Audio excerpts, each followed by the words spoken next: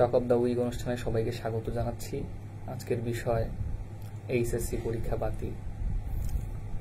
আমরা সবাই জানি দুদিন আগে গত বুধবার 7 অক্টোবর বাংলাদেশ সরকারের মাননীয় শিক্ষামন্ত্রী ডাক্তার দীপুমনি ঘোষণা করেছেন যে 2020 সালের এইচএসসি পরীক্ষা হবে না।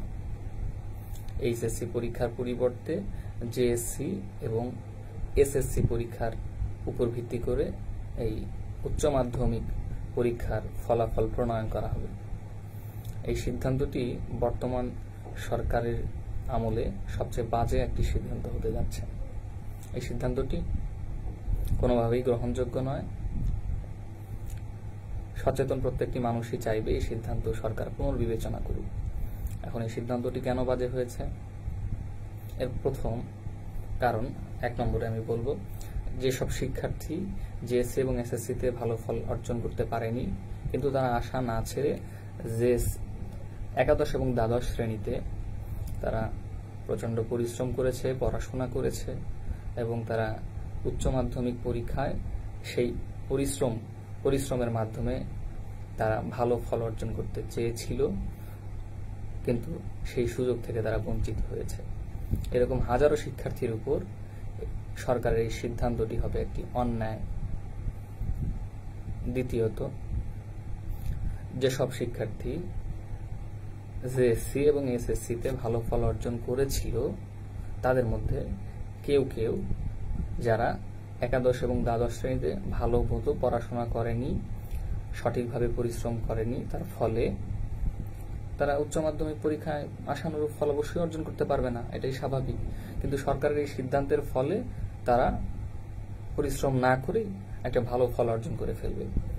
মানে তারা পরিশ্রম করেনি, এরকম অনেক শিক্ষার্থী রয়েছে যারা পরিশ্রম করেনি কিন্তু তাদের ফল ভালো হয়ে যাবে, শুধুমাত্র আগে পড়াশোনা করেছিল জেএসসি এবং এসএসসিতে তার উপর ভিত্তি করে। কিন্তু সেটি তো ছিল যে নিম্ন মাধ্যমিক এবং মাধ্যমিক শ্রেণীর অধ্যয়ন বা পড়াশোনার একটি মূল্যায়ন, আর এটি তো একটি শিক্ষা জীবনের আলাদা একটি ধাপ, তাই এটির মূল্যায়ন হওয়া উচিত আলাদা। Number 3, admission test.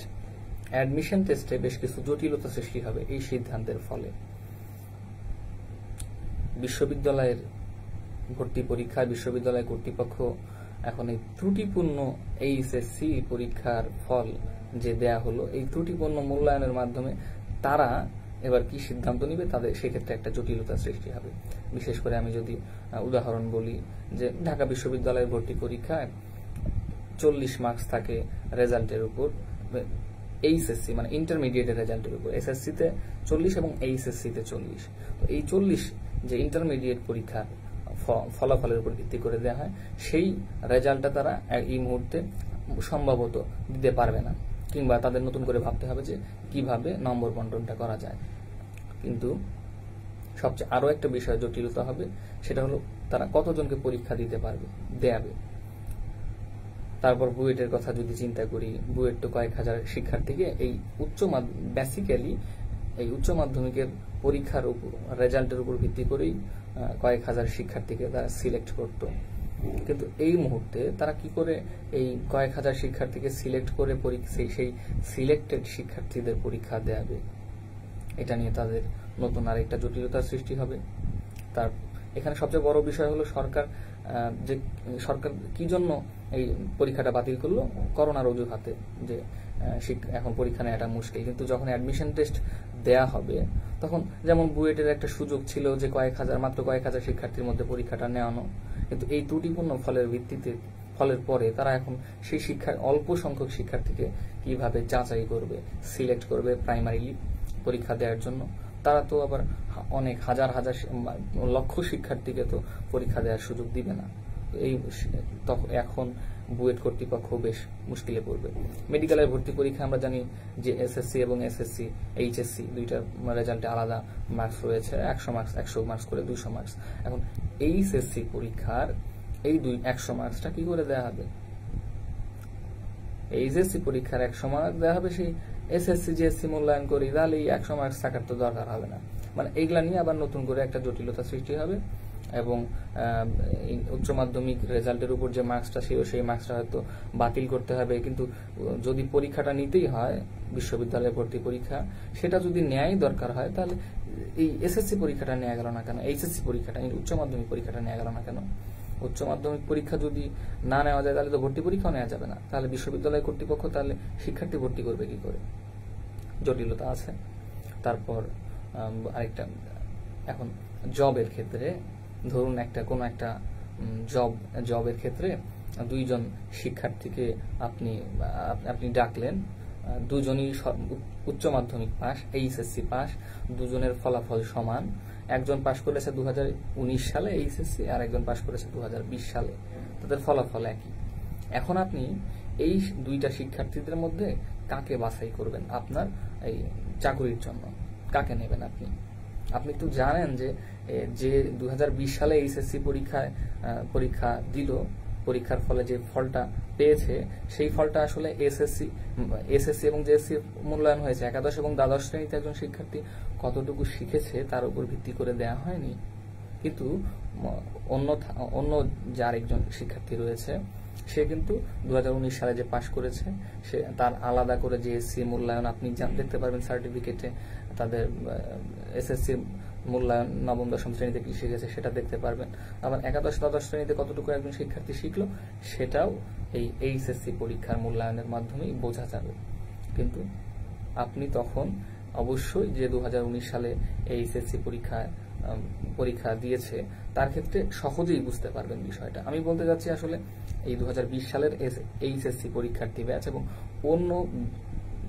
অন্য সালগুলোর এইচএসসি পরীক্ষা যারা দিয়েছিল তাদের ফল আপনি কিভাবে তুলনা করবেন? চাকরি ক্ষেত্রে আরেকটা বৈষম্য হওয়ার সুযোগ আছে। এখন অন্য একটা, আমি কি জন্য সরকার নিতে পারলো না একটু আগে উল্লেখ করলাম যে করোনার কারণে সরকার নিতে পারেনি। আচ্ছা, বাংলাদেশের প্রত্যেকটি সেক্টর, রাজনীতি, অর্থনীতি, ব্যবসা বাণিজ্য সবকিছু স্বাভাবিক হয়ে গেছে, ধর্মীয় কার্যক্রম স্বাভাবিক হয়ে গেছে, হাট বাজার, দোকানপাট, ইভেন খেলার মাঠ পর্যন্ত লোকে ভরপুর থাকে, শপিং মলগুলোতে লোকারণ্য, হোটেলগুলোতে লোকের ভিড়, গণপরিবহনে আপনি দেখবেন যে সামাজিক দূরত্বের বালাই নেই, সবাই চলাফেরা করছে। কোথাও এখন অন্য ক্ষেত্রে যদি সমস্যা না হয় তাহলে কেবলমাত্র শিক্ষা প্রতিষ্ঠানে কেন এই সমস্যাটা হবে?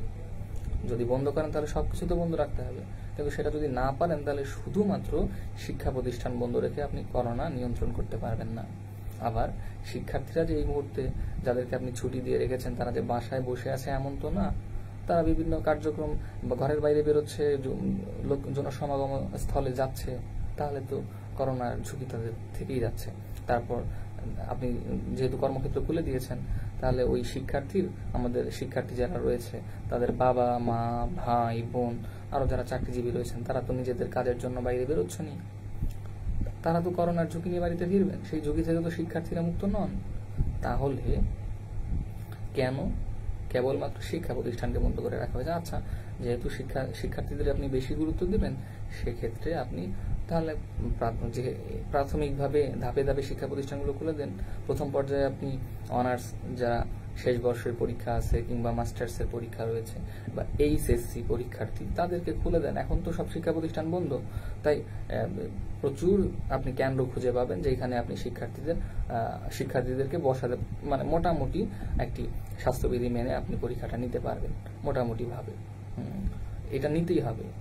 আপনি যদি স্বাস্থ্যবিধিকে কিছুটা ছাড়ও দিতে হয় তাও এই পরীক্ষাটা নিতে হবে। আরো একটা গুরুত্বপূর্ণ বিষয় হলো যে আমাদের বাংলাদেশে আমরা যে সরকারি সরকারি তথ্য রিপোর্টে আমরা দেখেছি যে 1.30 বা 1.40% এই করোনায় মৃত্যুর হার, এবং এরা কারা মারা যাচ্ছে? এই শতকরা 1%, যারা বয়স্ক, যারা হার্টের রোগী, যারা কিডনি ডিজিজ রয়েছে, যাদের ডায়াবেটিক সমস্যা রয়েছে, এরকম কোমরবিডিটি রয়েছে যাদের, তারাই কেবলমাত্র বেশি মারা যাচ্ছেন। তাহলে যারা অল্প বয়সী তারা তো মোটামুটি ভাবে করোনার সাথে যুদ্ধ করতে পারবে, এবং আমরা জানি যে যাদের বয়স কম তাদের করোনার মৃত্যুর হারও একেবারেই কম। তাহলে এই কম ঝুঁকির যেহেতু শিক্ষার্থী তাদেরকে আপনি ছেড়ে দেন, তাদেরকে পরীক্ষা নেন। মোট কথা এইচএসসি পরীক্ষা না নেওয়াটা খুবই অনুচিত একটা কাজ হবে, এবং আমি বলবো এক শ্রেণী যারা শিক্ষার্থী রয়েছে, যারা এইচএসসিতে ভালো ফলের জন্য প্রচুর পড়াশোনা করেছে, তাদের উপর অন্যায় হবে যদি জিএসসি এবং এসএসসির ভিত্তিতেই ফল প্রকাশ করা হয়। আমি বলবো অচিরেই সরকার এই সিদ্ধান্ত থেকে সরে আসুক এবং এইচএসসি পরীক্ষা যতটুকু স্বাস্থ্যবিধি মেনে সম্ভব ততটুকু সতর্কতা অবলম্বন করে হলেও এই পরীক্ষাটা নিতেই হবে। পরীক্ষাটা না নিলে খুবই বাজে একটা সিদ্ধান্ত হবে এবং ভবিষ্যতে আরো কিছু জটিলতা, যেটা আমি উল্লেখ করেছি, সেটা সৃষ্টি হবে।